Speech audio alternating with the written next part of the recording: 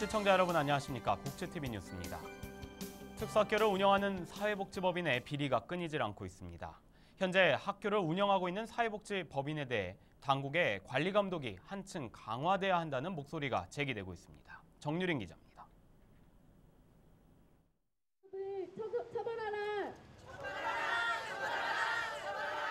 문제가 된 법인의 비리는 시설 거주인의 폭행과 노동 강요, 횡령까지 각양각색이었습니다.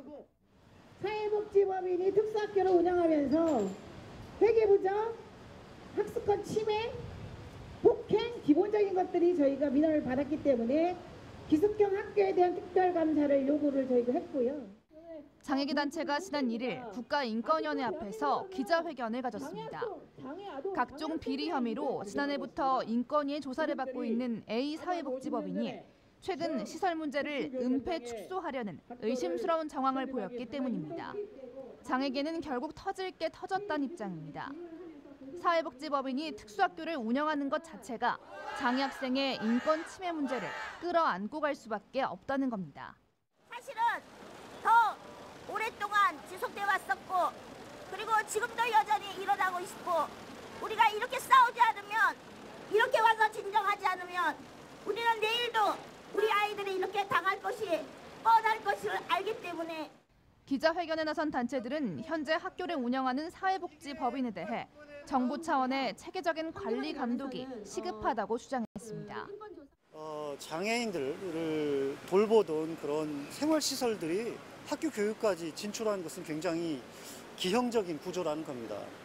국가인권위원회나 이런 국가기관에서 전수조사를 해서 인권 침해라든지 공금 횡령이라든지 이런 비리 문제를 조사할 필요가 있겠습니다.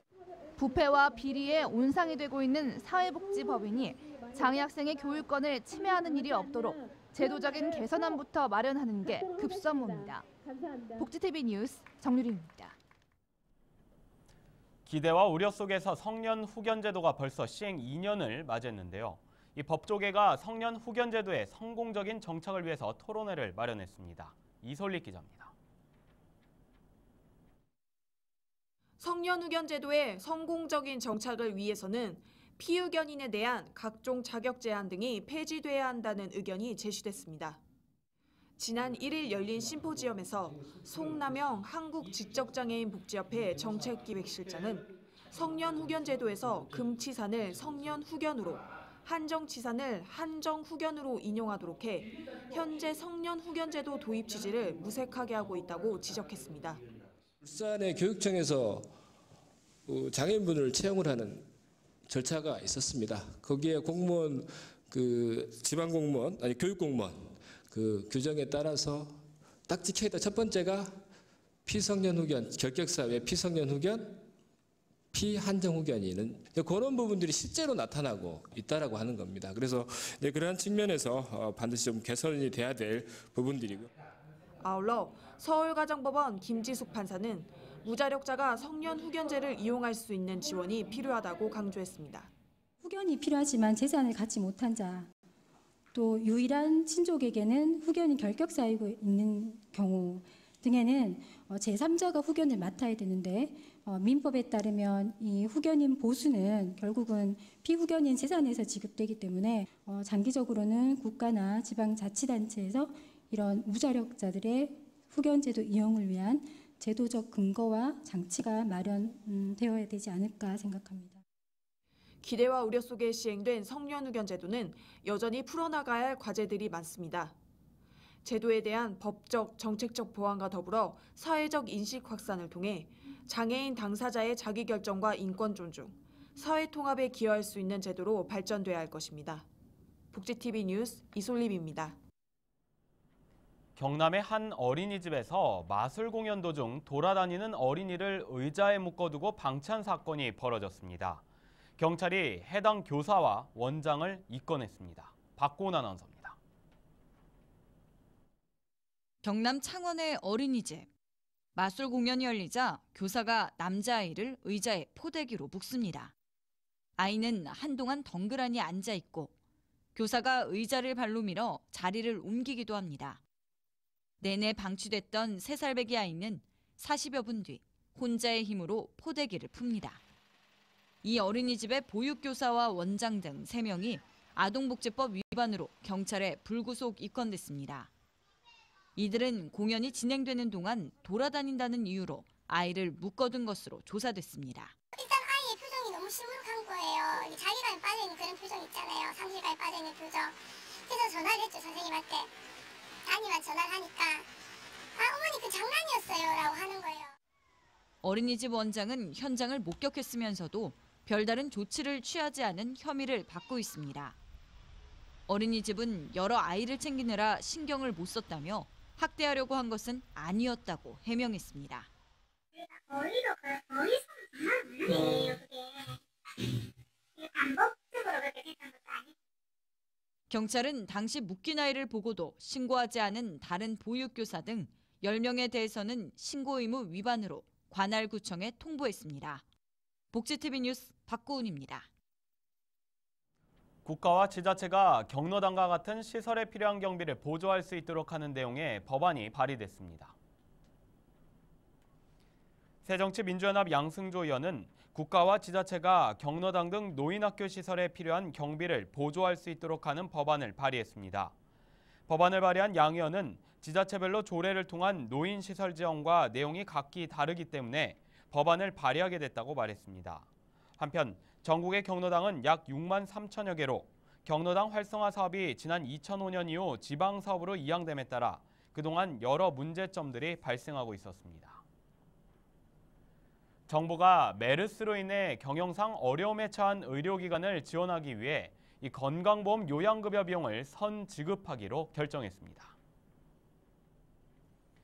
이에 따라 복지부는 메르스 환자 발생 경유병원 138개소에 대해 지난 2월에서 4월까지 3개월간 지급된 요양급여 비용의 한 달치 평균 금액을 선지급할 계획입니다. 지급 방식은 이달과 다음 달 2번에 걸쳐 총 2개월분을 선지급하게 됩니다. 국민연금공단은 이달 1일부터 국민연금법이 개정됨에 따라 실업자도 국민연금 가입 대상자가 된다고 말했습니다. 이에 따라 공단은 실직해서 보험료를 내지 못하는 구직급여 수급자가 보험료의 25%만 내면 국가가 나머지 75%를 최대 1년 동안 지원한다고 밝혔습니다. 한편 공단은 18세 미만 근로자도 사용자 동의 없이 근로연금에 가입할 수 있게 됐다고 설명했습니다. 또한 갑작스러운 위기로 생계 유지가 힘든 저소득층 가구의 생계비를 신속하게 지원하는 긴급복지지원제도도 시행됩니다. 다음 뉴스입니다. 현재의 활동 지원 서비스는 65세가 넘으면 이용할 수가 없도록 돼 있죠. 그 이유는 65세가 넘으면 이 노인 장기 요양보험 제도로 전환이 되기 때문입니다. 이로 인한 심각한 문제가 발생하고 있다고 합니다. 김지한 기자입니다. 긴 막대를 이용해 전기밥솥에 전원을 뽑는 할아버지. 대낮부터 맥주를 들이키는 할아버지. 사기 그릇은 불편해서 이제 이 맥주 캔으로 이제 내는 뭐 커피잔도 하고 다 합니다. 그 무거운 거, 그다음에 깨질 수 있는 거 이런 게 아닌 게 내한테는 상당하게 이제 편리하죠. 맥주를 마시는 게 아니라 사기 그릇 대신에 빈 맥주 캔을 컵으로 사용하고 한자리에 앉아서 긴 막대를 이용해 컴퓨터나 텔레비전을 켜고 전기밥솥에 전원을 뽑는 할아버지에겐 무슨 사연이 있는 걸까요? 할아버지는 두 다리를 마음대로 움직일 수 없습니다. 바로 얼마 전까지 장애인 활동 지원 제도를 통해 활동 지원 서비스를 받으며 생활했던 할아버지에게 주어졌던 활동 지원 서비스 시간은 하루에 8시간에서 9시간씩 한 달에 258시간. 하지만 올해 만 65세가 넘어가면서 더 이상 활동 지원 서비스를 받을 수 없게 됐습니다. 4월 달부터 내가 장기 요양 서비스를 받았어요. 네네네.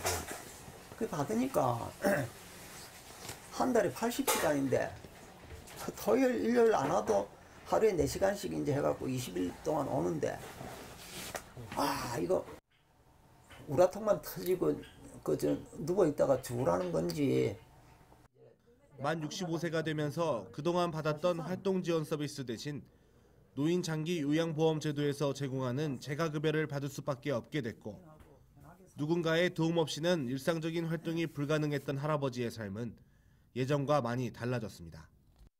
이제 하루에 4시간씩 와서 이제 돌보거든요. 네. 와서 이제 청소하고 이제 식사 서비스를 해주고, 그러면 이제 뜨신 밥을 한 번은 먹을 수가 있죠.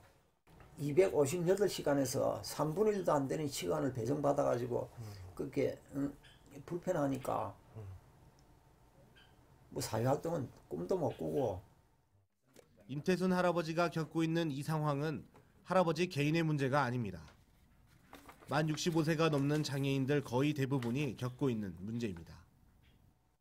다음 시간에는 노인장기 요양보험제도로 전환되면서 생기는 문제점을 해결하기 위한 방법은 무엇이 있을지 알아보겠습니다.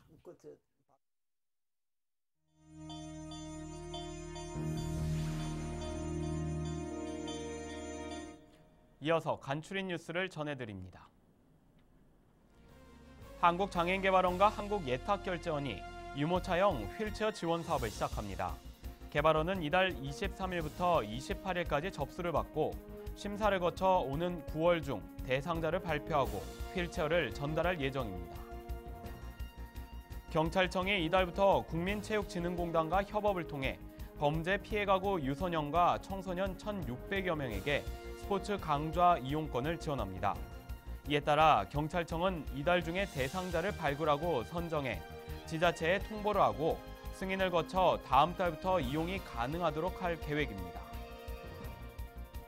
LG전자가 이달 31일까지 시각장애인용 책 읽어주는 폰 신청을 받습니다. LG전자는 하상장애인복지관을 통해 접수를 받고 장애 등급과 연령 등에 따라 2,500명을 선정해 연말까지 순차적으로 전달할 계획입니다. 제4회 세계 농아인 농구 선수권 대회에 참가하는 국가대표 농아인 농구팀을 응원하기 위해 힙합그룹 올데이가 응원가를 발표했습니다. 한편 세계 농아인 농구 선수권 대회는 다음 달 4일부터 12일까지 대만 타오이안에서 열립니다. 공주교대 부설 초등학교 학생들의 감성과 인성을 키우기 위한 자연생태공원 꿈자람터가 개장했습니다.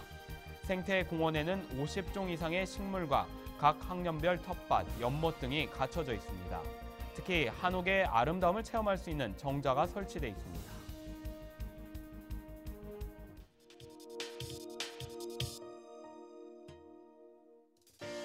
고열에 기침을 하는 아이들이 늘고 있습니다. 증상이 메르스와 비슷하지만 실제로는 유행성 폐렴인데요. 아이들에게는 메르스보다도 더욱 위험할 수 있다고 합니다. 이번 시간 건강해지는 팁에서 함께 알아보시죠. 초등학교 1학년 남학생입니다. 2주 전부터 발열과 기침, 가래가 있었는데 밤에 더욱 심해졌습니다. 요즘에 유행하고 있는 마이코플라즈마 폐렴은 메르스 바이러스랑은 다른 세균에 의한 감염입니다. 하지만 초기에 증상이 비슷해서 걱정을 많이 하시는데 확진 환자와 같이 접촉을 했다든가 하는 병력이 없이 초등학교 학동기 아동에서 열이 나고 기침 가래가 오래되면은 마이코플라즈마 폐렴의 가능성이 많이 있습니다. 통상 3년에서 4년 주기로 유행하는 마이코플라즈마 폐렴은 어린이들에게 유행하는 폐렴입니다. 3살에서 10살 사이의 아이들이 주로 걸리는데 발열과 기침이 동시에 보이다가 적은 양의 가래가 섞인 기침이 3에서 4주간 지속됩니다.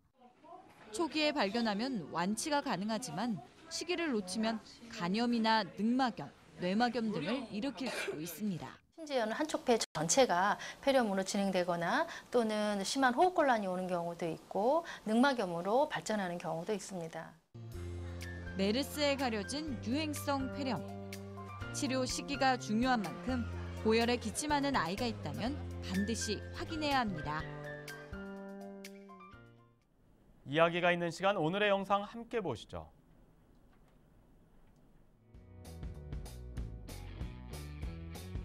내년 3월 프랑스에서 열리는 국제장애인 기능올림픽 대회.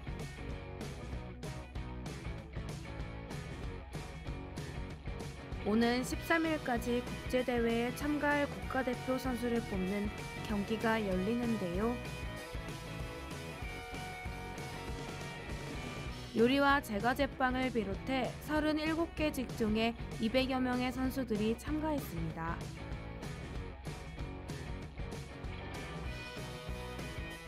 그동안 갈고 닦은 실력을 유감없이 발휘할 수 있도록 우리 모두 응원합시다. 화이팅! 네, 기능인들의 꿈의 무대인 국제장애인 기능올림픽을 앞두고 국가대표 선발전이 열리고 있는데요. 4년마다 열리는 국제장애인 기능올림픽에 대한 시청자 여러분의 많은 관심과 응원 부탁드립니다. 행복한 미래를 여는 방송 복지TV 뉴스를 마칩니다. 시청해주신 여러분 고맙습니다.